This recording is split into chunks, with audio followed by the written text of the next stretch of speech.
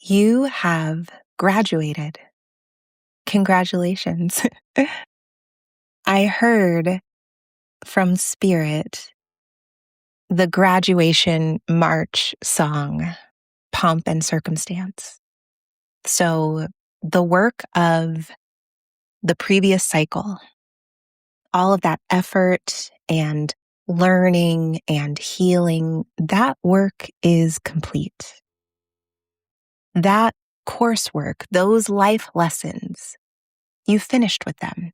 And I'm here to give you your flowers in this moment.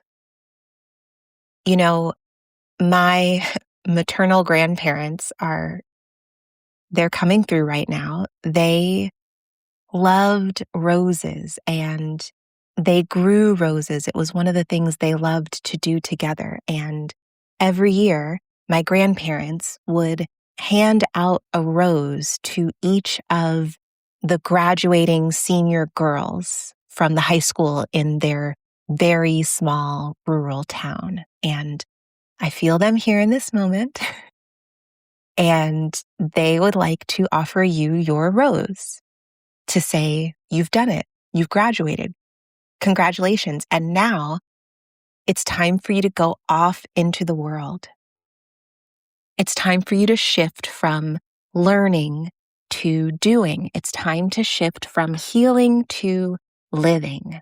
And I know that you can feel this shift. I know that you know that it's time for you to re-emerge in the material world after the years that you've spent recently traveling inward to face and love and reintegrate all of those wounded parts of you. You know that it's time because you have done the work. You have built up the stamina and you have learned the lessons. You've let go of what was previously weighing you down, all of the trauma and your coping strategies to survive it, all of the conditioning and socialization that was imposed on you and the ways in which you internalized all of that, all of the harmful patterns and buried secrets and intergenerational wounds of your lineages, and how you now know that you are here to both release all of that and to retain and enhance and add on to the gifts that you have inherited from those you come from. All of that. Everything that was keeping you afraid of showing up as yourself in the world, all of this that you've moved through, it's prepared you not for more or deeper cycles of healing. All of this has prepared you to live fully, to fully be alive, and to feel your own living, breathing being as an embodiment of love and beauty, of creativity and sensuality and intimacy and joy. This has been a real recalibration and integration of your heart space and of your sacral chakra. I pulled a tarot card asking for the medicine of this moment for you, and I pulled the Empress. And, the medicine of rose, this flower that's come through, it feels like the Empress to me. So I'm not surprised that this card came up, because this rose energy is really here in celebration of your graduation. And what I love about the image on the Empress card in this deck that I'm working with, and it's the Melanin Intuitive deck, is that the person in this image is lavishing all of this energy on herself. She's really enjoying the feeling of her self-embrace. You can see that her eyes are closed And she is fully surrounded by, she is engulfed in all of this juicy, fertile, abundant, delicious energy, but she's not feeling this energy because it's there outside of her. She's feeling it within. She's feeling it from the inside out. And then that is being reflected back to her in her external reality. And this is where you are now. This is the energy that is ready to meet you as you've crossed this threshold and as you're stepping into a new phase. But I'm picking up on a small amount of fear or disbelief for you. Some fear or disbelief that this Empress Rose sweet energy is real and that it's really showing up for you in this new phase of your life.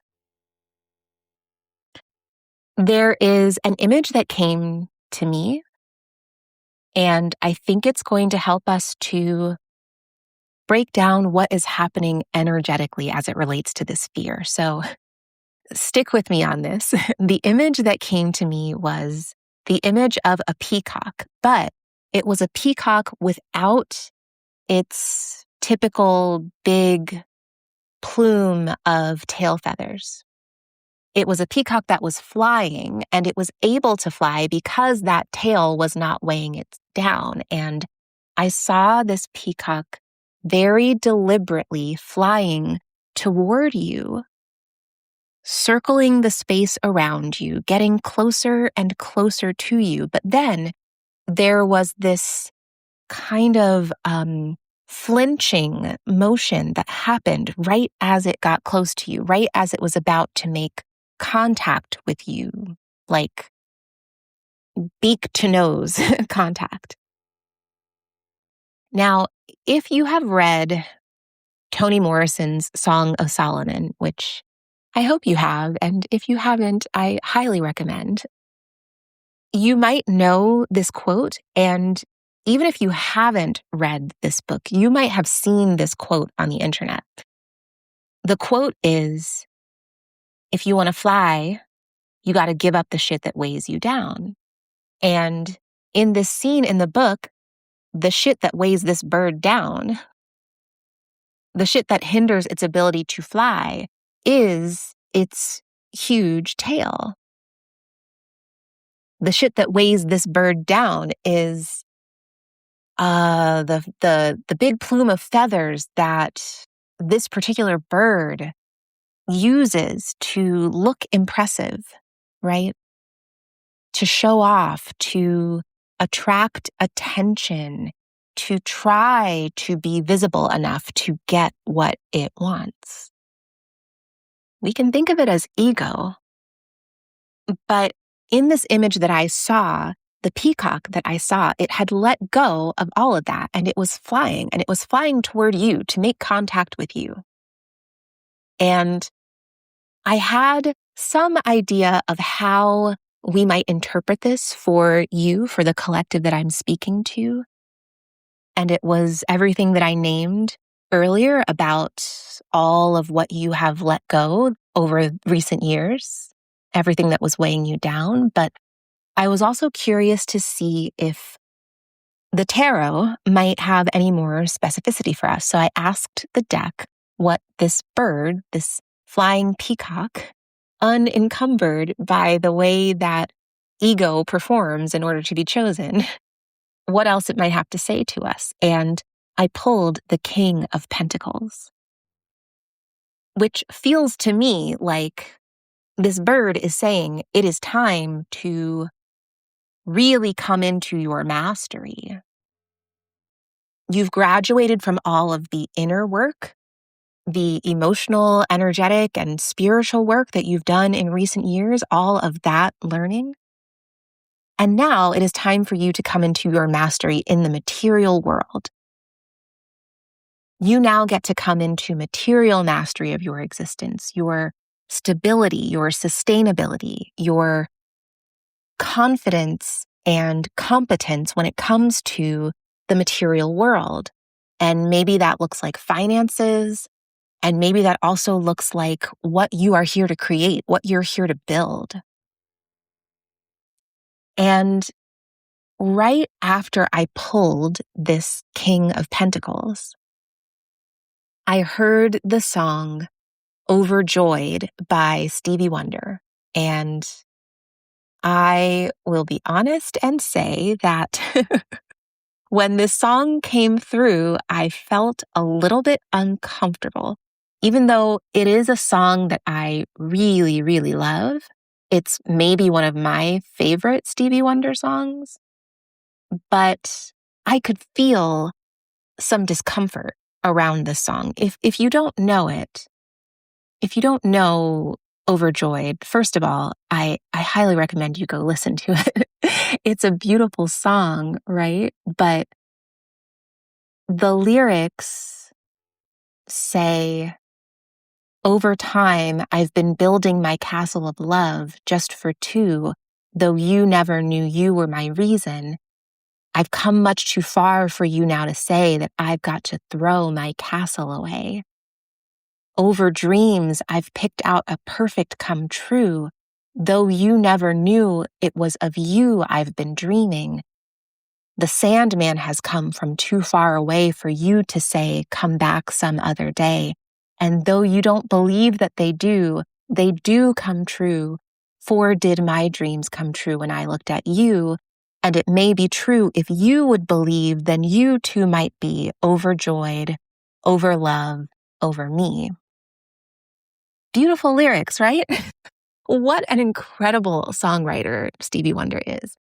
So when I pulled the King of Pentacles, and then this song came through, the message that I got from Spirit was, yes, you are now able to be the King of Pentacles for yourself in your own life, but your becoming, it's also connected to, it is interdependent with partnership.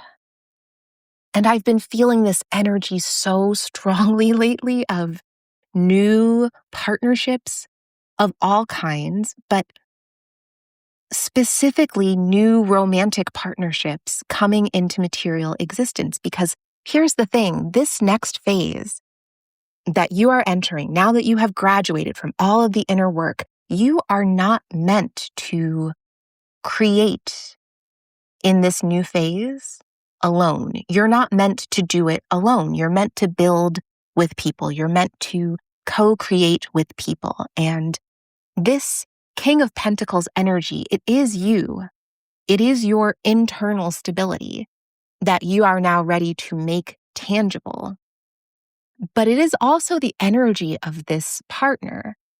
Maybe a creative, collaborative, platonic partner for some of you, but I am really picking up on romantic, co-creative partnership energy. I'm really feeling that romantic partnership is going to be a part of the structure for you. That it is meant to be a part of how the things that you are creating and building actually take shape in the world.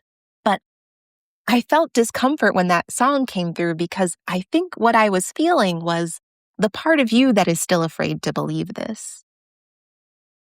I think it's the part of you that flinched and tensed and got startled when that peacock came flying through to make contact with you. I think that bird was maybe a representation of this King of Pentacles person who is coming in, who is ready to come in because of what you and they have both released, what you and they have both let go of, how you and they have both made space. It's that part of you that's still wondering, is this really possible? Can I really do this? Is this really available for me? Both when it comes to your material creative work in the world and when it comes to your romantic and intimate life. And that song, Overjoyed, coming through as this partner, the King of Pentacles coming through as this partner, as well as the energy that you have cultivated internally, it's basically the same energy coming through to say, even though there is a part of you that still doesn't quite believe it, guess what? Dreams do come true. They do. And we have come much too far for you to now at this point say, nah, I don't believe this is really real. I don't believe this is really possible. I don't think this is actually available. You know, you've come way too far to say, I don't believe in this. Even though there is this part of you that still feels scared to let yourself believe it, just know that this is real for you. And the fear that you feel, it's not fear so much in the sense that you are afraid of making contact with this new energy, with this new material reality. What I'm sensing is it's almost more like fear that if this energy gets too close to you, you might do something to fuck it up. It's that kind of fear. Spirit is saying on the surface, the fear is that you're going to do something to fuck it up. Because if you're not perfectly regulated, perfectly healed, perfectly in high vibrational energy all the time, then this energy is going to fly away from you. This life that you know that you're here to co-create, that you know that is meant to ripple out and positively impact the collective, that all of that will disappear. That's the fear on the surface level. And underneath that is the fear of being that closely, intimately in contact with this kind of loving energy in real life, in another person, because it's almost like the part of you that is afraid is saying, what happens when I become the person that this energy comes to and stays with? What do I then have to believe about myself that maybe I couldn't believe before? If my whole old identity rested on me believing that I am a person that people will leave, that I'm a person that maybe people will get close to, want to be around, almost make contact with, but then there will be something about me that's ultimately too much and freaks them out and makes them fly away, then what would it mean about me to have a different experience? What would it mean about me to be a person that this kind of loving energy, that this kind of co-creative reality actually comes to and stays with and builds with? The fear deep down, it's not of the intimacy itself. It's not of the joyful co-creation and this sweet new chapter of your life itself.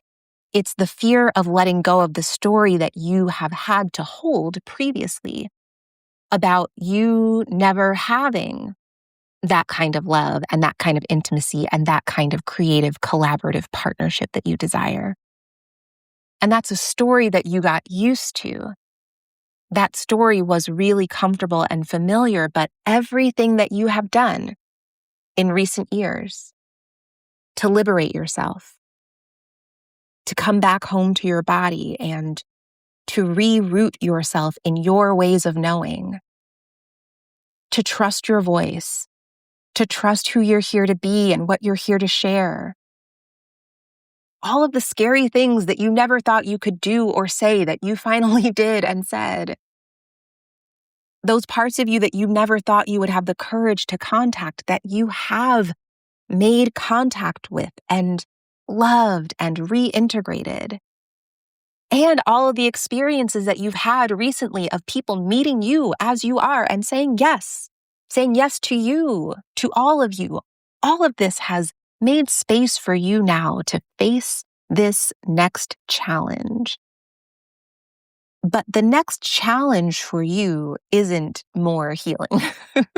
The next challenge for you it's twofold. It's interconnected. It's the question of, is there actually space in the world for me to be who I am, offer what I'm here to offer, express what I'm here to express and have that actually be a thing that affords me stability and sustainability and pleasure in the world. And the question of, am I actually able to receive love that wants to co-create with me?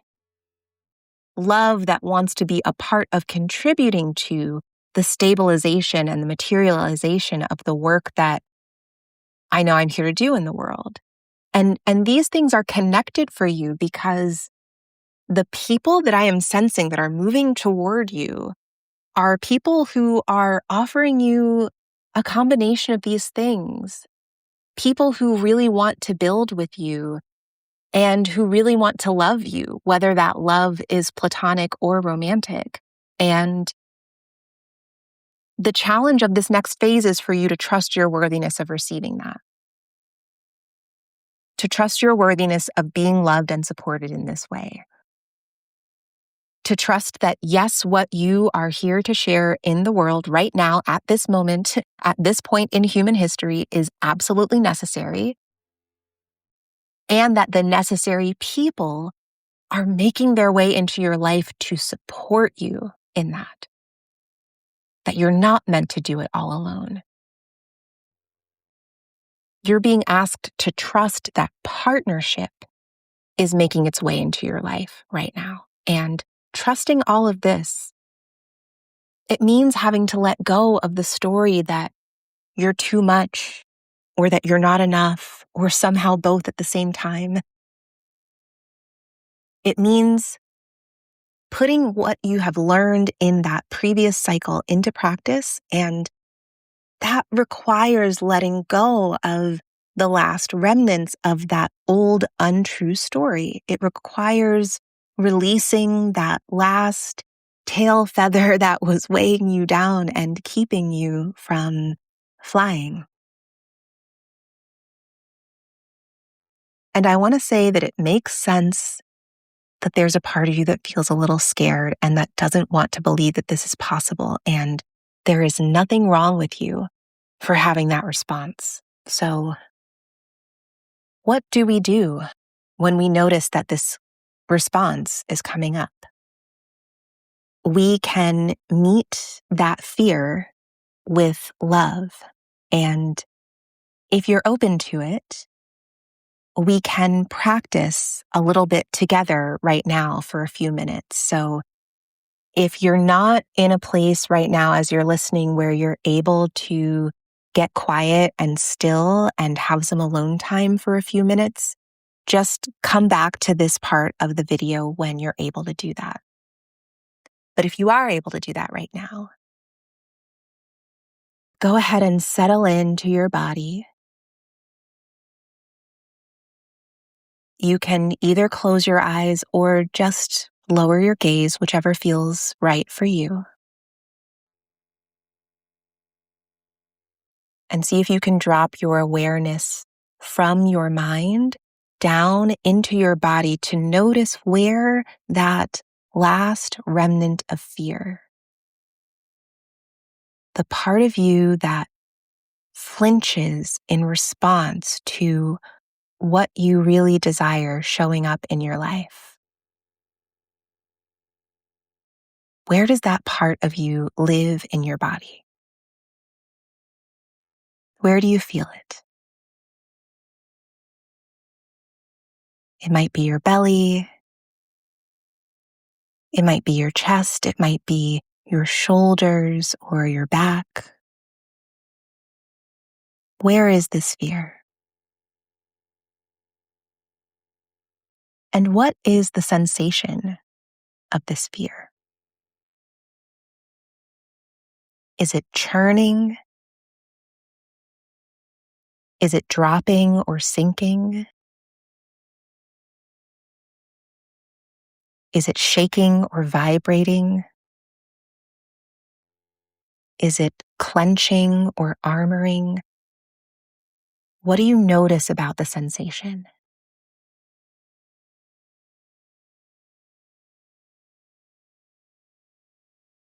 And you can use your hands if it's accessible to you and it feels right. to actually make some physical contact with this location, wherever you feel this fear in your body. And with this physical contact, you can acknowledge what's there. You can name either out loud or silently to yourself, I'm noticing fear in this part of my body. And the sensation feels like however it feels for you. And we want to let this fear know that we are not making contact with it to try to make it go away. We're not noticing it in order to try to fix it. In fact, we can thank this fear. Out loud or silently to yourself, you can thank this fear for the information that it's giving you right now. You can tell this fear that you are acknowledging it, that you're not avoiding or suppressing or numbing it. You can let this fear know that you're not afraid of it. And you can breathe with the sensation, just offering your hand and breathing with it. And you might notice that in this practice, the sensation begins to change in some way, large or small. Maybe it starts to shift its pace or rhythm. Maybe it starts to shift in location or in intensity. And it might not shift at all just yet, and that is also okay. There's no right or wrong here. This is all just data. And you can out loud or silently ask this fear. Now that you've made contact with it, now that you're listening, you can ask it. What would you like to say to me?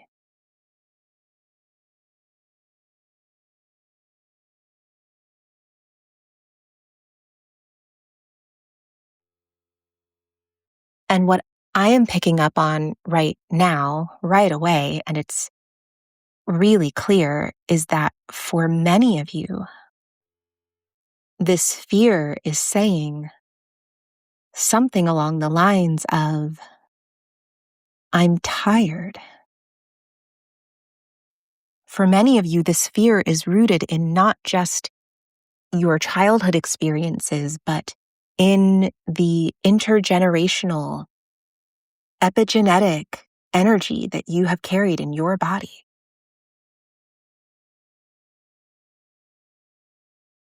Fear that you absorbed in the womb from your mother.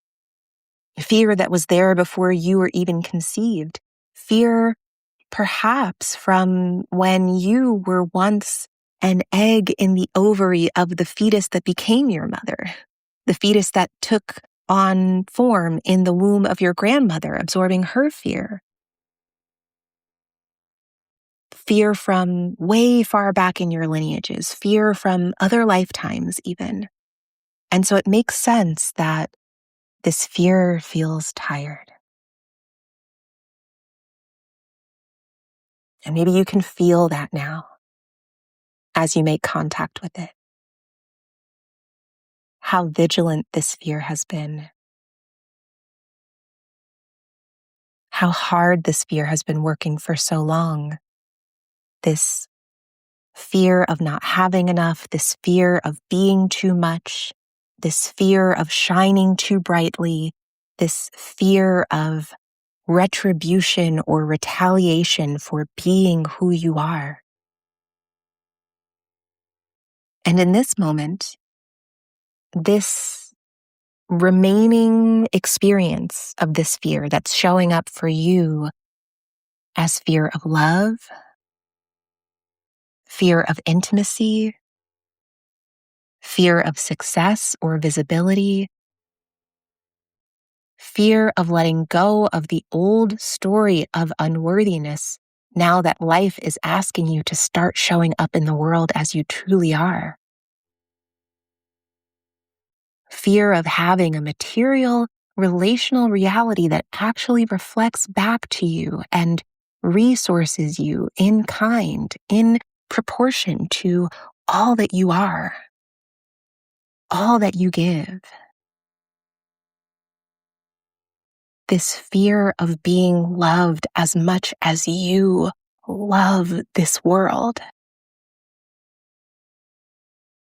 This fear is tired and it's ready to receive your permission for it to rest. And you can give this fear permission to rest now.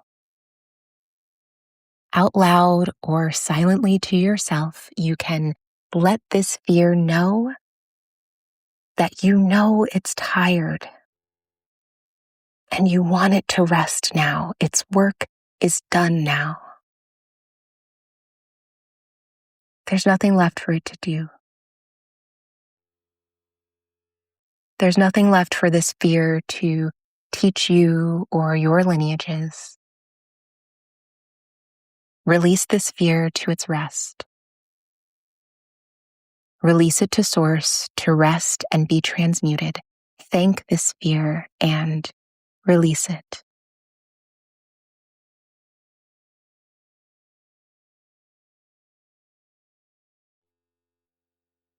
And now you can call all of your energy back to you. Any energy that has leaked, any energy that's been siphoned knowingly or unknowingly, any energy that this intergenerational fear pattern has withheld or suppressed, call all of that energy back to you. And you can call it specifically back to this location in your body, back to that physical location where the fear showed up, back to that energy center. Calling all of the power of that energy center back to you now.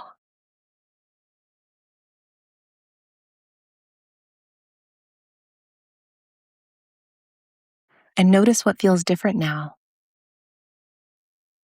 It may be subtle, it may be quite noticeable, neither is right or wrong. Just notice, how do you feel now? How have the sensations in your body changed?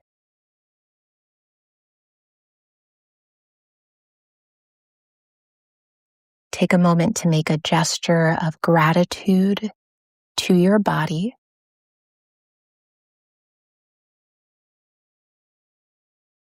And as you're ready, you can open your eyes. It's your openness to these kinds of practices, these ways of making conscious contact with and attuning to your emotions, listening and tending to them so that they don't unconsciously sabotage all of the good that's coming in for you. This is the work that signals your graduation. This is what signals your readiness for the new, your ability to do just this. And if you would like support with this, if you would like more of this kind of somatic and energetic support as you are stepping into this new phase, check the description box for information about how to connect with me for one-on-one coaching. These are the kinds of processes that I love to guide people through because I know, and I know that you know,